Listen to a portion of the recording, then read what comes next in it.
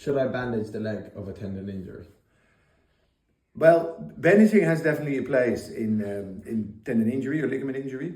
There's just a few things to realize, that there's no bandage, no material, no way of bandaging that really will support the leg.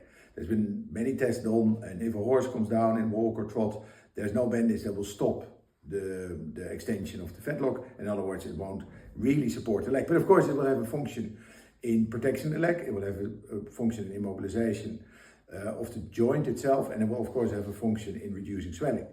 Now that has a place in certain aspects, especially in an early stage of tendon injury, and then actually if you really want to support, you look at the cast, but that has a lot of downsides, because actually what we're all about is getting the leg to move and getting the loading on the structure, on the tendon and the ligament in order to make it heal. If we immobilize, in other words, if we keep bandaging or supporting the leg, it will never heal. And that's not different for humans and definitely not different for equine. So what the tendon pro-DSS will allow is that we can start loading the leg, but we can control the amount of loading. So we have a tool that would allow us to exercise, but we can regulate the amount of impact this exercise has on the ligament or tendon, and that will then determine the amount of healing we can stimulate in this structure.